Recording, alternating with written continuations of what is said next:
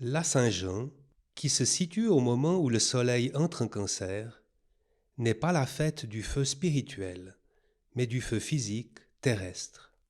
Et ce feu n'est pas seulement celui qui fait mûrir les blés et les fruits des arbres, mais le feu intérieur de la planète, qui entretient toute une matière en fusion, où s'élaborent les métaux, les minéraux, et que l'on a assimilés à l'enfer.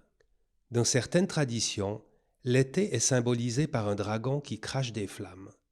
Le dragon est aussi le gardien de tous les trésors cachés, les pierres et les métaux précieux, fruits de la terre, et pour gagner ces trésors, il faut être capable d'affronter le dragon et de le vaincre.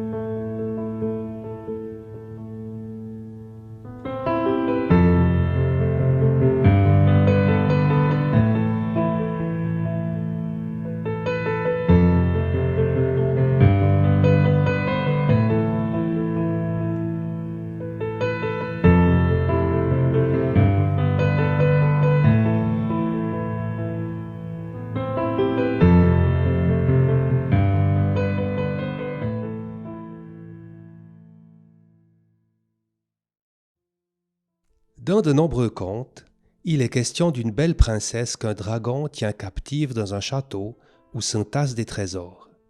Plusieurs chevaliers se présentent pour libérer la princesse, mais tous sont vaincus par le dragon. Jusqu'au jour où arrive enfin un chevalier plus jeune, plus beau et plus pur que les autres, auquel une magicienne, qui connaît les faiblesses du dragon, a confié un secret pour le vaincre. Une fois vainqueur, le chevalier libère la princesse et quel doux baiser il se donne.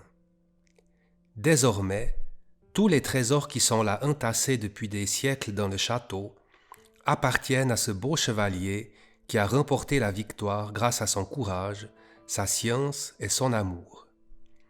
Puis tous les deux, montés sur le dragon qui crache du feu, s'en vont parcourir le monde. En réalité, cette histoire a une signification très profonde, car elle parle de l'homme et de sa vie psychique.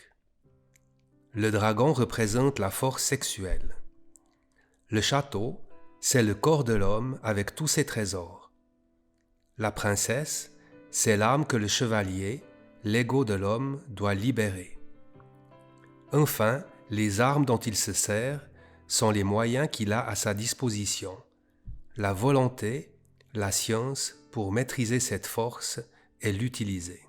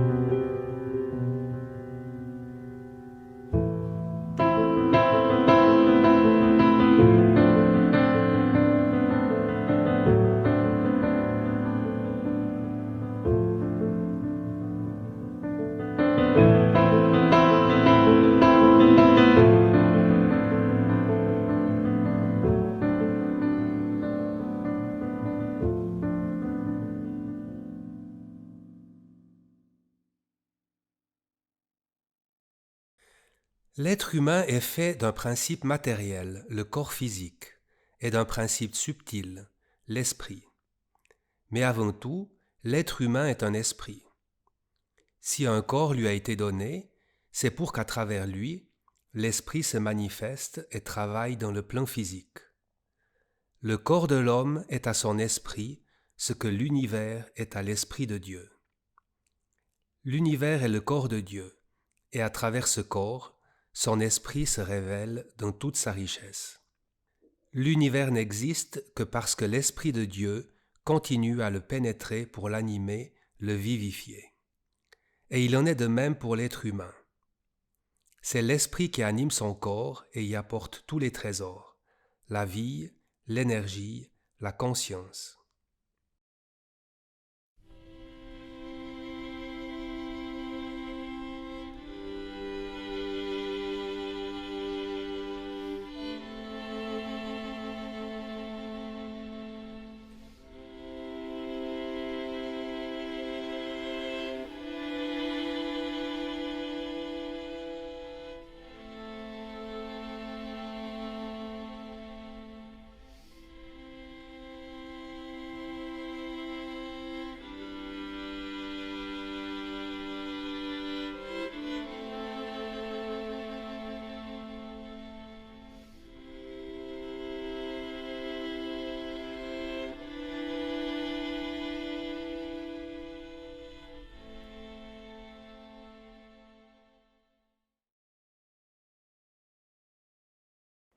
Kundalini, ça veut dire serpent.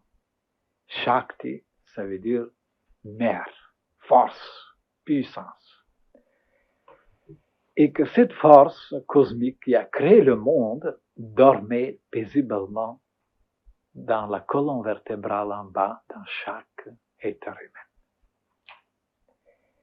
Et qu'il y avait des sages et qui ont travaillé, qui ont trouvé des moyens, des méthodes, des exercices, des méditations appropriées pour éveiller cette Kundalini Shakti.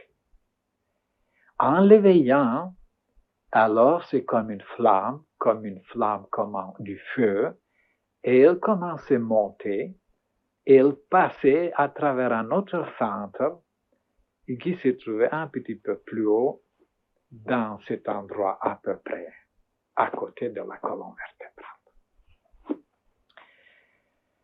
Et après, elle montait dans un autre centre qui était tout près du plexus solaire, mais qu'on ne doit pas confondre avec le plexus solaire.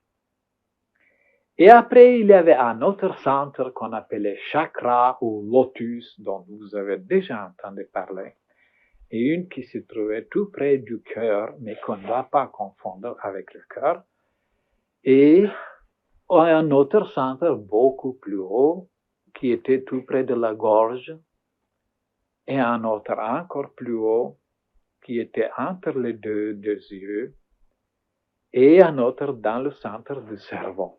Sept chakras, cette roue ou cette fleur lotus qu'on les appelle.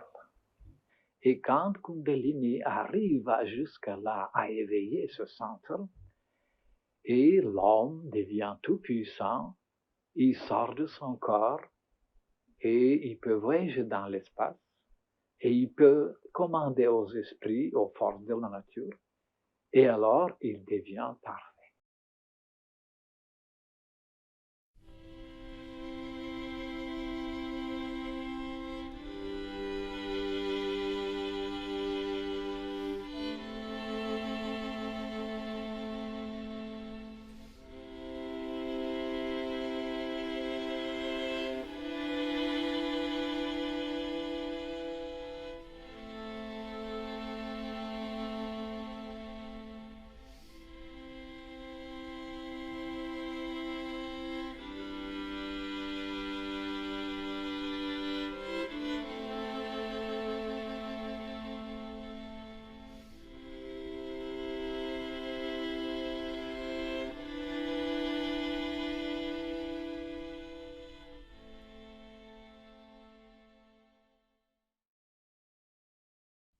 Quand l'initié est parvenu à libérer les canaux éthériques de ses corps subtils, les courants de l'amour divin descendent dans son corps, où ils abreuvent toutes ses cellules.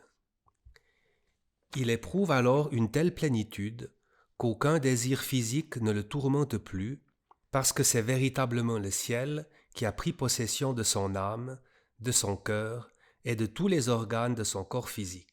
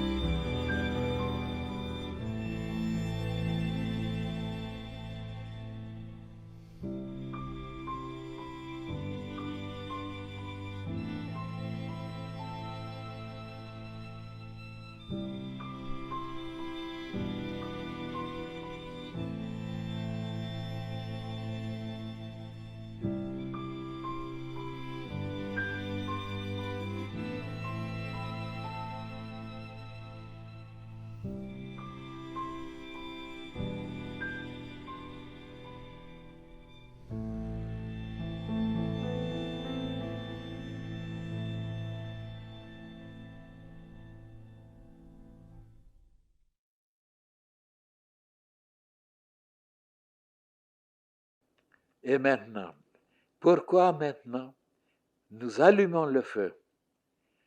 Le feu qui est visible, c'est un symbole de quelque chose d'invisible. Alors, en allumant le feu visible, physique, par la pensée, par notre amour, par notre âme et conscience, par notre esprit, nous tâchons de nous lier avec le feu céleste qui est amour, intelligence, puissance. Et si on ne le fait pas, c'est inutile d'allumer le feu physique. Voilà pourquoi c'est tellement important de contempler le feu et de voir qu'il est vivant, il produit des images, des formes, des corps, et on peut même faire des prédictions, de voir, il y a tellement de formes extraordinaires, des visages, des entités qui vivent dans le feu. Ils sont là, les salamandres.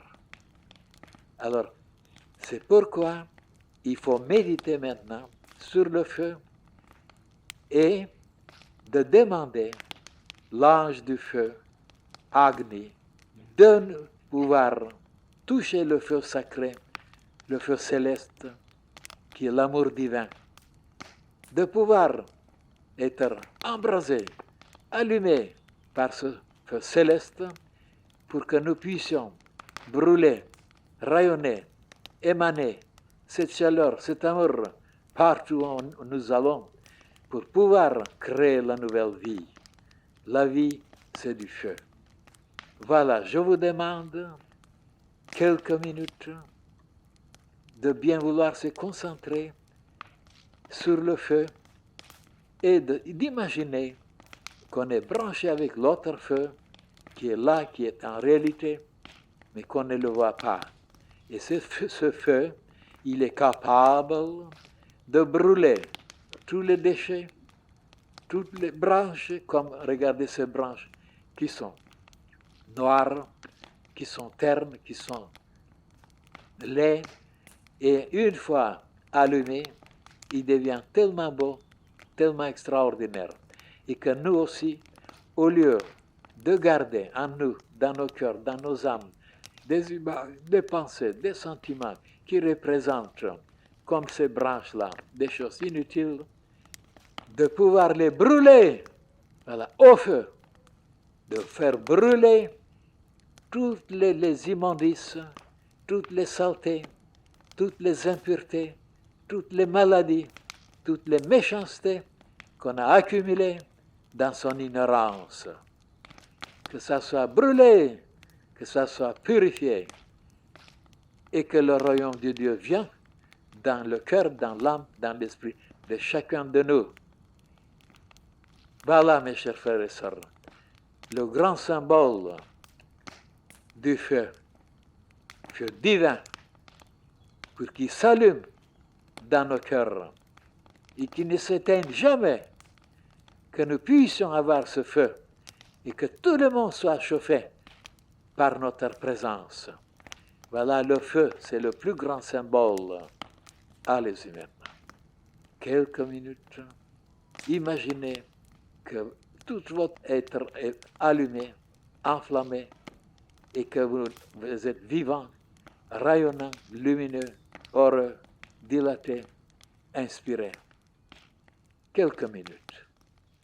Et comme il y a des présences bénéfiques, des présences célestes, parce qu'ils sont au courant, ils savent l'importance, ils savent que vous avez abandonné vos travaux, que vous avez des soucis, que vous avez des tristesses et des chagrins, que vous avez des choses difficiles à résoudre dans la vie.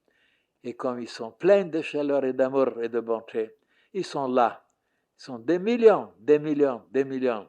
Seulement, c'est les humains qui ne sont pas développés à les sentir, à les comprendre et vibrer à unisson avec eux. Ils sont là.